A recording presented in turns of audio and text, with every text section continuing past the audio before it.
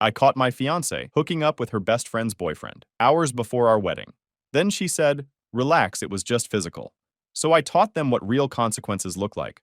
All right, Reddit. So I spent 4 months bankrolling my fiancée's vocal lessons at $200 a pop with her best friend's boyfriend. Turns out he was teaching her more than breathing exercises. Caught them the night before our wedding at the rehearsal dinner. I broke his nose and went nuclear on both of them. Grab some popcorn, Bekasue, this is about to get wild. I, 32 male, work as a cardiac surgeon. I spend my days literally holding people's hearts in my hands. Being a cardiac surgeon means I deal with life and death daily aortic valves, bypass grafts, transplants, high-stakes stuff where one wrong move ends someone's life. You learn to compartmentalize, keep emotions separate from the job. My attending used to say I had ice in my veins. That emotional control served me well in the OR. Saved a lot of lives. Made me good at my job. Got me promoted fast. I met Heather 3 years ago at a hospital fundraiser. One of those black tie events where rich people write checks and pat themselves on the back for caring about healthcare. I hate those things. The fake conversations.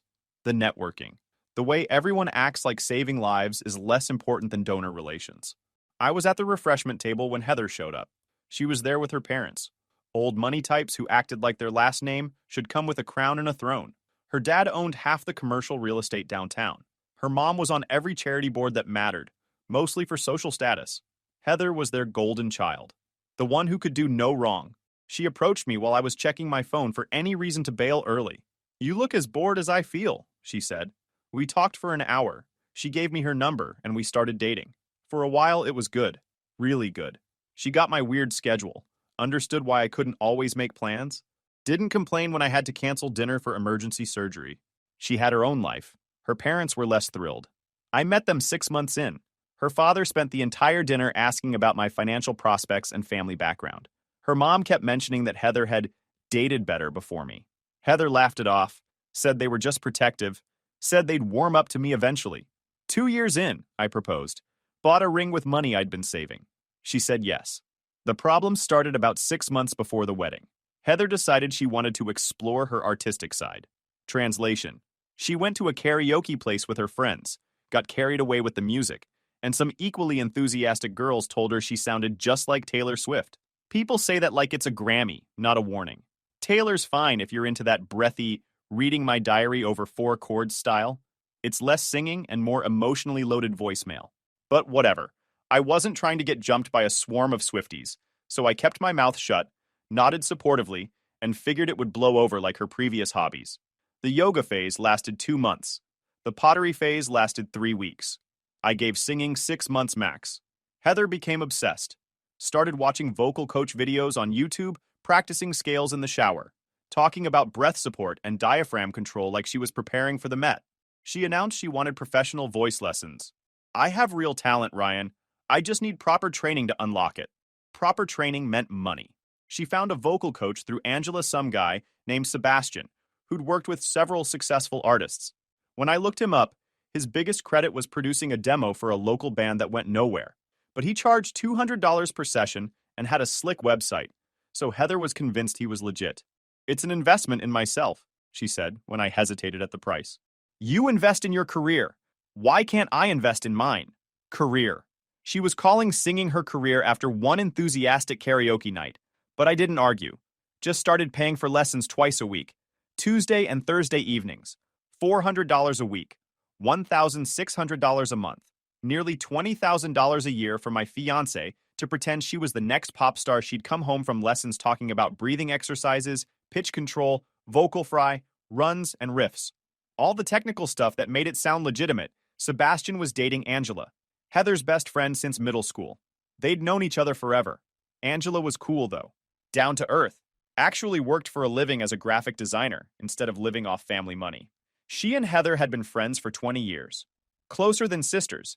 Angela was maid of honor. Sebastian was a groomsman because of Angela. The 4 of us hung out regularly. Everything seemed fine. Normal. I was working. Heather was pursuing her passion. We were planning a wedding. Living our lives. The wedding week was chaotic. Heather barely spoke to me. She was staying at Angela's place most of the week. It's easier to plan, she said. Plus, tradition. You're not supposed to see me before the wedding. Sure. Tradition. The same tradition she ignored when she moved into my place after 6 months of dating Thursday was the rehearsal dinner. Heather's parents rented out their country club. 200 people showed up for a rehearsal. I wore my good suit. My parents wore their best and looked uncomfortable the entire night, which made sense considering they'd gone into debt to pay for half this circus. Her father gave a speech about family legacy and Heather's bright future. Mentioned me exactly once. And of course, we welcome Ryan into our family. Thanks, real touching. After dinner, there were refreshments, because Heather's parents never did anything halfway. I was talking with my cousin Danny when I realized Heather had disappeared. Checked the patio, the dining room, the main hall.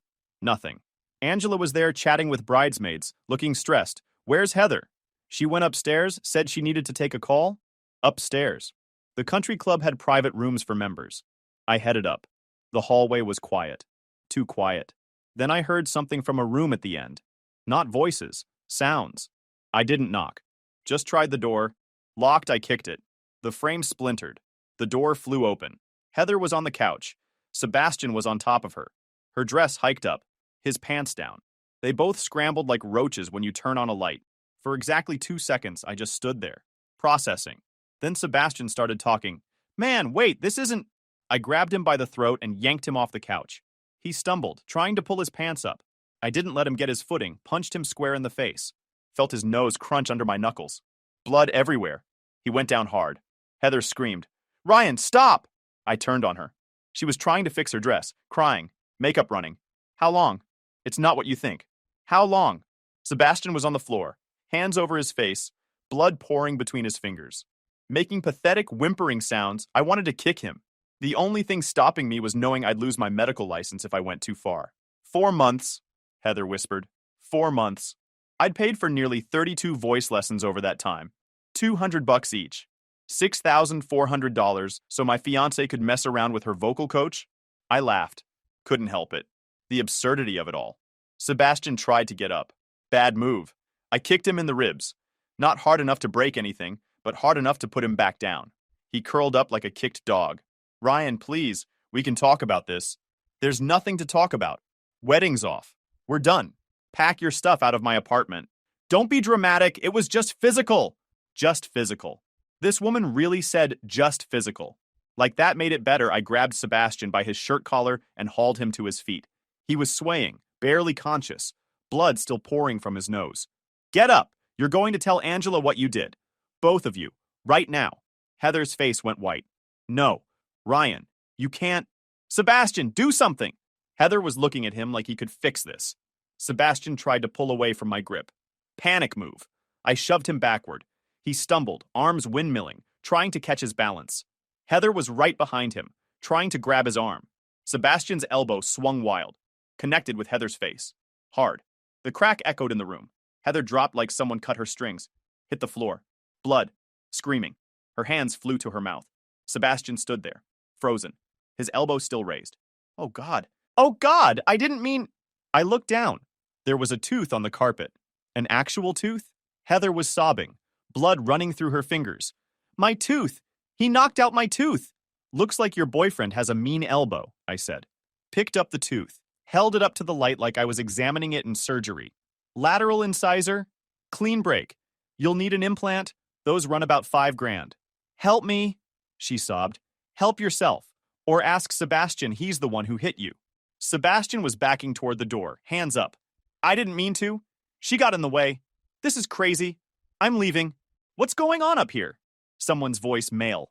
One of the groomsmen, maybe. The door burst open. 4 people. 5, then more crowding behind them. Heather's parents. Angela, my cousin Danny, random guests who'd heard the commotion. They all stopped dead when they saw the scene. Me standing there calm. Sebastian bleeding all over Heather on the floor crying. Blood running from her mouth. A tooth on the carpet.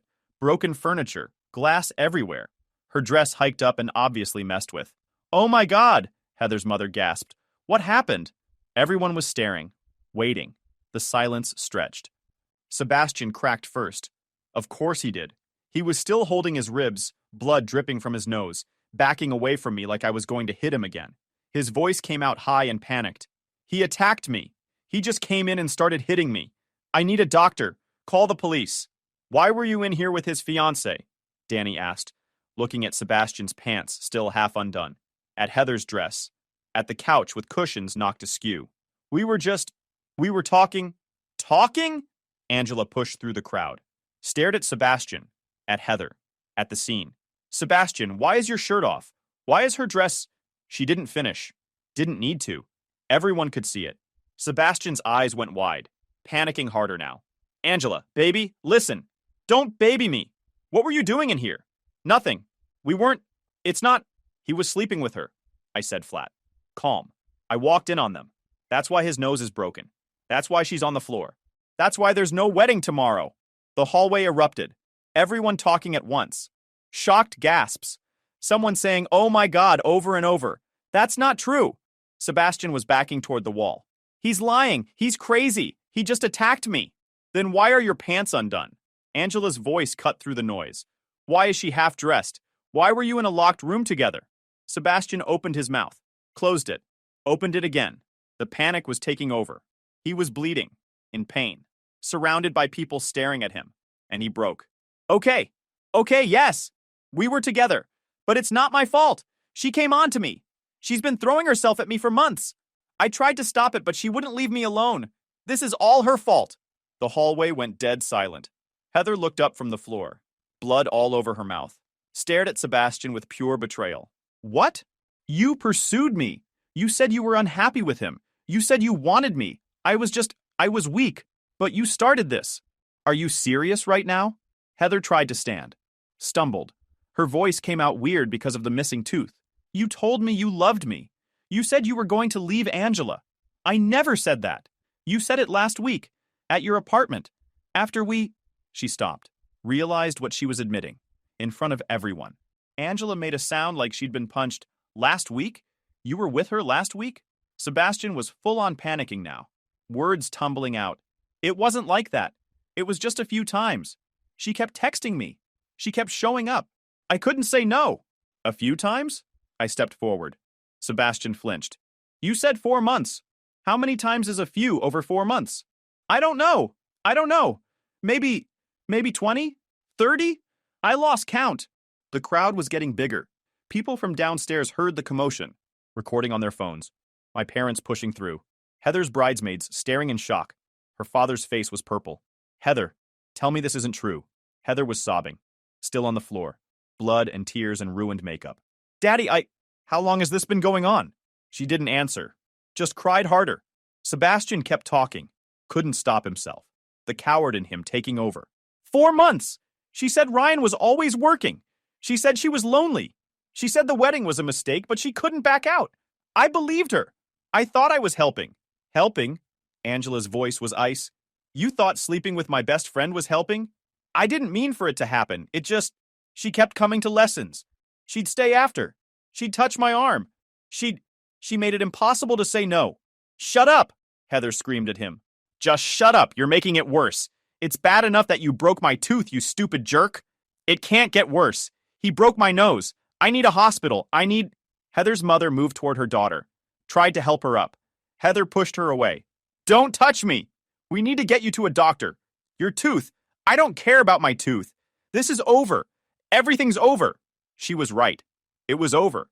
And everyone in that hallway knew exactly what had happened. Not because I forced them to confess. Because Sebastian was a coward who fell apart under pressure. Because Heather tried to defend herself and admitted everything in the process. The whole dinner party was in that hallway now.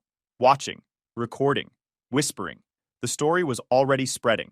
Texts going out. Social media posts being written. Angela turned to Sebastian. We're done. Don't call me. Don't text me. Don't come near me. If I see you again, I'm getting a restraining order. She walked away, straight through the crowd, head high. Everyone stepped aside for her. I looked at Heather's parents. The wedding's off. Keep the deposits, I'm leaving. Ryan, wait, her father started. There's nothing to wait for. Your daughter made her choice. Sebastian made his. They can deal with the consequences. I stepped over Sebastian, still sitting on the floor, holding his nose, walked past Heather crying in her mother's arms, pushed through the crowd of guests who'd just witnessed everything. Someone in the hallway asked, "What do we do about tomorrow?" There is no tomorrow, I said without stopping. Not for them. I left, walked out of that country club, got in my car, drove away. Behind me, Sebastian's cowardly confession was already being posted. Every guest who'd seen it was telling someone else. The truth was out. Not because I dragged it out of them, because Sebastian cracked like the weak little coward he was, and Heather confirmed it trying to defend herself. They'd humiliated themselves, in front of everyone who mattered. I didn't have to do a thing except show up and catch them in the act. I got in my car, drove home, called my parents from the road, drove in silence, hands steady on the wheel, mind completely empty. Got home around 2 a.m., walked into the apartment I shared with Heather. Our apartment, except it wasn't ours anymore. It was mine. She'd just been living there, rent-free, for 2 years, while planning to cheat on me after the wedding based on what she'd told Sebastian. Her stuff was everywhere. I started packing. Didn't think about it. Just moved on autopilot. Grabbed boxes from the storage closet. Started filling them with her things. Took me 3 hours. Filled 12 boxes. Carried them all to the hallway outside my apartment. Changed the locks. Called a 24-hour locksmith. Cost me $300 to get new locks installed at 3 a.m., but worth every penny. He did the job. Handed me new keys and left. My phone started buzzing. Heather called. I declined. She called again. Declined. Again. Declined. Text message. Ryan, please answer. We need to talk. I texted back one message.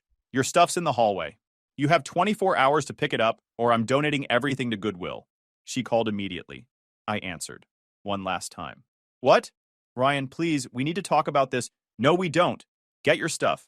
Don't contact me again. But the wedding. There is no wedding. There's no us. There's nothing. You made sure of that when you decided to mess around with Sebastian for 4 months. This is because you're always working. You're never home. I was lonely. Sebastian actually paid attention to me. I laughed. Couldn't help it. The audacity. You don't understand. She was crying, full sobs. Please don't do this. We can work through it. I'll stop the lessons. I'll never see Sebastian again. I'll do anything. You can do whatever you want, just do it without me. Goodbye, Heather. I hung up. Blocked her number, but she couldn't take that well. She showed up at 11 p.m. the next night. I was on the couch watching a documentary about deep-sea creatures peaceful. No drama, just marine biology and silence. Then someone knocked. Pounded, really. The kind of aggressive knocking that says the person on the other side is about to have a meltdown. I checked the peephole. Heather. Still wearing the same clothes from last night, but she'd attempted to clean herself up. Hair pulled back, sunglasses on, even though it was dark. Probably hiding whatever her face looked like after Sebastian's elbow connected with it. I opened the door. Didn't say anything. Just stood there. She pulled off the sunglasses. Her whole upper lip was swollen, bruising around her mouth. And yeah, the tooth was still gone. Big gap right in front. She looked like she'd been in a fight and lost. I'm here for my thingth, she said. I blinked. Your what? My thingth. She was getting frustrated, trying to articulate around the missing tooth. My belongings! My stuff! I bit the inside of my cheek to keep from laughing. She sounded like a cartoon character with a lisp. Oh, your things. Yeah, they're in the hallway. Help yourself. She looked past me into the apartment, like she expected to just walk in. I need to come inside to make sure you got everything. No, you don't. Everything's in the boxes. If I missed something, too bad. Her jaw clenched. This is though typical of you. Though controlling. I lived here for 2 years. I have a right to check. Controlling. The woman who cheated on me for 4 months was calling me controlling because I wouldn't let her waltz back into my apartment. You lived here rent-free. Big difference. Now you're trespassing. Take your boxes and go. I need help carrying them. Call Sebastian. He's good with his hands or his elbows, apparently. Her face went red. That's not funny. He broke my tooth. Do you know how much this is going to cost to fix? About $5,000. I told you that last night, lateral incisor. Clean break. You'll need an implant. Better hope Daddy's willing to pay for it since Sebastian definitely can't afford it. She stared at me. You're Thucha? She stopped, frustrated by her own voice. Took a breath. Tried again. You're Thuchin. Another stop. The lisp was making her angrier. You know what? Forget it. Just give me the ring back. What ring? My engagement ring. The one you gave me. It is mine. I leaned against the doorframe. Actually, no. Engagement rings are conditional gifts. Condition being marriage. No marriage means no ring. That's basic contract law. I don't care about contract law. That ring is mine. You gave it to me. And you gave me a reason to take it back when you slept with your vocal coach. Repeatedly. For 4 months. Her hands clenched into fists. I want that ring. Give it to me right now. No. Ryan, I'm not kidding. That ring cost a fortune. You can't just keep it. Actually, I can. And I am. Consider it payment for the $6,400 I spent on voice lessons so you could mess around with Sebastian. Call it an investment recovery. She was shaking now, full body trembling. The kind of rage where someone's about to completely lose it. You are the moth pethti, Inthathur the piteful Perthon I've ever met. The lisp made it almost impossible to take her seriously. She sounded like she was doing a bad Sylvester the Cat impression while having a breakdown. Funny. Last week you were planning to marry this petty, insecure, spiteful person. What changed? What changed? What changed? You humiliated me. In front of everyone. You made Sebastian tell everyone what we did. You broke hith notha. You made me look like a fool. No, you did that yourself. I just walked in at the right time. She reached into her bag, pulled something out. The ring. Still on her finger.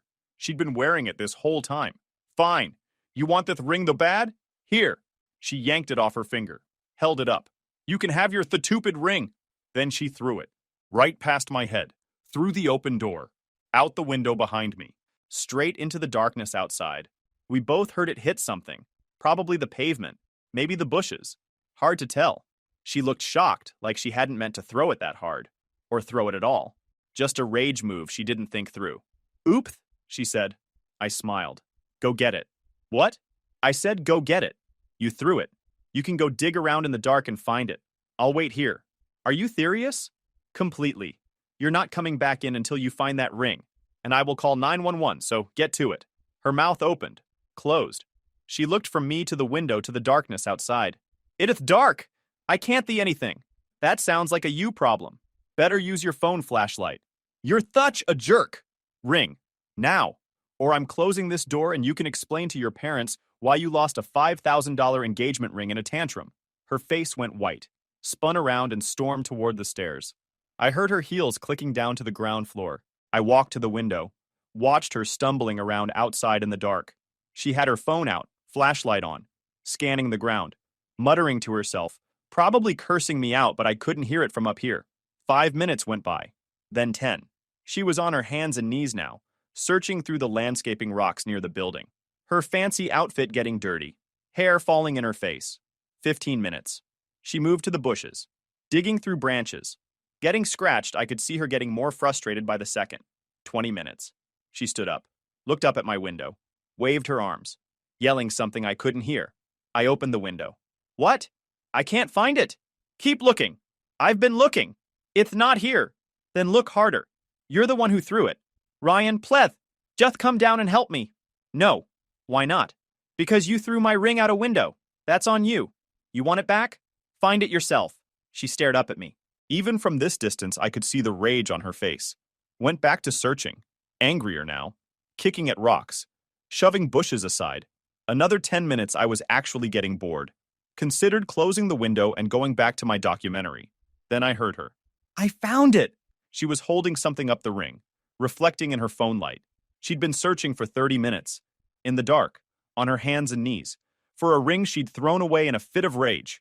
She came back upstairs, breathing hard, sweating, dirt on her knees and hands, hair a mess, leaves stuck to her jacket, held out the ring. Here. Take your thtupid ring. I took it, examined it, little scratched from hitting the pavement, but otherwise fine. Slipped it into my pocket. Great. Now take your boxes and leave. That's it? That's all you're going to say? What else is there to say? Wedding's off. You cheated, we're done. Take your stuff. She just stood there, staring at me, breathing hard. Then she exploded. You know what?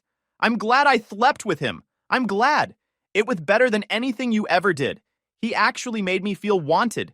You just made me feel like I was in the way of your pre-Theouth career. The lisp made the whole rant sound ridiculous. But she kept going. I waited until she was done. You finished? No, I'm not finished. Yeah, you are. Take your boxes. Leave. Don't contact me again. You're going to regret this. When I'm famous and happy with someone who actually loveth me, you're going to with you never let me go. I'm going to wish I never met you, but that ship sailed. Now leave before I call the cops for trespassing. She grabbed one box, struggled with it. Too heavy. Had to put it down. Glared at me. You're not going to help me? Nope. You're really going to make me carry all these boxes down by myself? Yep. She looked like she wanted to throw something else, maybe the box, maybe herself at me. But she didn't. Just picked up the box again. Started dragging it toward the stairs. I hate you, she yelled back at me. I hate you the much. Mutual, have a nice life, Heather. It took her 4 trips. She had to drag the boxes one at a time. I watched from the doorway. Didn't help. Didn't offer. Just stood there while she struggled. Last box. She was crying now. Full tears streaming down her face. Mascara running again. Tooth gap making her sobs sound weird. I hope you're happy, she screamed at me from the stairs. I hope you die alone and miserable. I'm already happy. Have been since I kicked your stuff into the hallway. She let out this frustrated scream, picked up the last box. Stumbled down the stairs with it. I heard her car start. Heard her peel out of the parking lot. Closed the door. Locked it. Walked back to the couch. My phone buzzed. Text from my cousin Danny. Dude, Heather just posted on Instagram about you being an abusive, controlling, insecure ex who ruined her life. Thought you should know. She could post whatever she wanted. Everyone who mattered had seen what really happened at the country club. They knew the truth. I went back to my documentary. I laughed, turned up the volume, and enjoyed my night in peace. 3 weeks went by. Radio silence from Heather. Her Instagram posts were a masterclass in damage control. Lots of vague quotes about toxic relationships and finding yourself after trauma. Posted some filtered selfies with captions about self-love and healing. Her comments were full of supportive friends who didn't know the real story. My cousin Danny kept me updated on the fallout. Sebastian and Angela were done. Angela had blocked both of them on everything. The story had spread through the entire social circle. Everyone knew what happened. Heather and Sebastian's reputation was toast. Her parents were apparently furious about the canceled wedding and the gossip. I was feeling pretty good about everything. I thought she would leave me alone. 2 days later, I decided I needed a normal night out. Just food and conversation with the guys. Danny, our buddy Kai, and a couple others Tuesday night. Murphy's downtown, our usual spot. Irish pub, good wings, better atmosphere. Perfect place to forget about crazy exes and just relax. I got there around 7. Danny and Kai were already at our regular table near the back. Ordered some food, started catching up. About an hour in, Danny's eyes went wide. He was looking at something behind me. Dude, don't turn around, but you need to know something. What? Heather's here. I turned around anyway. Sure enough, there she was. Corner booth, facing our direction. She'd been sitting there the whole time, nursing the same soda, just watching. How long has she been here? She was here when we got here at 6:30. I didn't think much of it at first. Thought maybe she was meeting friends, but no one's joined her. She's just been sitting there, alone, watching the door. I looked at Heather again. She wasn't hiding it anymore. Direct eye contact, that weird, intense stare. She raised her glass slightly like a toast, then smiled. She came to our table, fixed her hair, like this was a date she'd been waiting for. Heather, what are you doing here? Having something to eat same as you. It's a free country. Danny and Kai exchanged looks. The kind of looks that said they were ready to step in if this got messy. Right. Well, enjoy your meal, over there. At your table. She didn't move. Just stood there. Eyes getting watery. Here we go. Can we talk, please? Just 5 minutes. No. I made a mistake. A huge mistake. I've been trying to reach you for weeks. I blocked you for a reason. I know. I hurt you. But I was confused. Sebastian got in my head. He made me think things that weren't true. About us. About what I wanted. Kai muttered something under his breath. Danny was shaking his head. Heather, I'm going to say this once. We're done. But I love you. I always loved you. Sebastian was just... Save it. I don't care anymore. Her face crumpled. The waterworks started. Full breakdown mode. Right there in the middle of Murphy's. People were starting to stare. Please. Please just give me another chance. I'll do anything. Anything to prove I'm serious. There's nothing to prove. It's over. Move on. She grabbed my arm. Desperate now. I can't move on. You're the one. You're the only one who ever really got me. Sebastian was nothing. He meant nothing. I pulled my arm back. Calm. Controlled. Then you threw away something real for nothing. That's on you. She was full-on sobbing now. Mascara running. The whole dramatic scene. Danny stood up, putting himself between us. Hey. He said no. Time to go. But Heather wasn't done.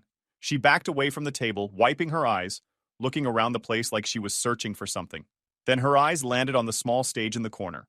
Murphy's had open mic nights on Tuesdays. Karaoke. Local musicians. Whatever. There was equipment set up, a microphone. Some guy had just finished singing Johnny Cash. Oh no. What is she doing? Kai asked. Heather walked straight to the stage, confident strides like she had a plan. She grabbed the microphone before anyone could stop her. Excuse me, sorry, I just need 1 minute. The staff looked confused. So did everyone else. She locked eyes with me from across the room. This is for you, for us, for what we had. Danny leaned over. This is about to be painful. She started scrolling through the karaoke machine, picked a song. Some ballad I didn't recognize. The music started. Slow, emotional. The kind of song meant to make everyone cry. Then she opened her mouth and started singing. It was bad. Really bad.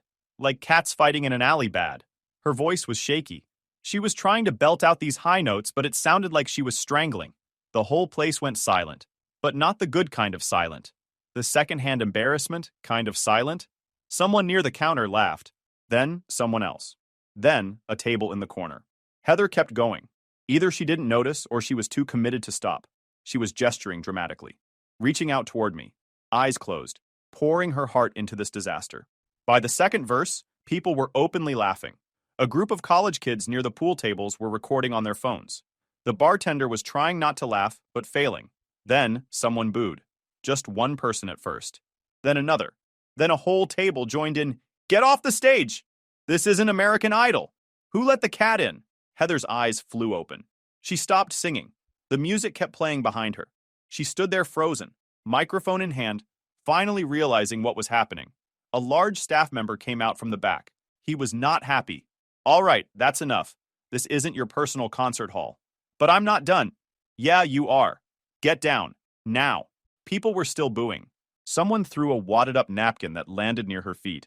Her face went from pale to bright red. She stumbled off the stage, nearly tripping on the cord. The staff member wasn't done. "And you're banned. Don't come back." "What? You can't." "I can. And I am." That was painful for everyone here out. The entire place erupted in applause. Not for her. For throwing her out. Heather looked at me one more time. Mascara everywhere. Face red. Humiliated beyond words. She was shaking. Whether from anger or embarrassment, I couldn't tell. Probably both. She grabbed her purse from the booth and practically ran for the door. The college kids were still recording. Someone shouted, "Worst karaoke ever," as she left. The second the door closed behind her, the whole place burst into laughter and chatter. Everyone talking about what they just witnessed. The staff member came over to our table. "Friend of yours?" "Ex-girlfriend." He shook his head. "Tough break. First rounds on the house for having to deal with that." Danny was dying laughing. Kai couldn't breathe. I just sat there taking it all in. That's how you handle betrayal. You don't beg. You don't plead. You don't give them the satisfaction of seeing you broken. You just walk. And you don't look back even when they're bombing karaoke performances in your honor? Guys, we are so close to hit 100,000 subscribers on this channel. If you are not subscribed to the channel, please consider subscribing. It really helps hit that 100,000 mark. Thanks for making this dream come true.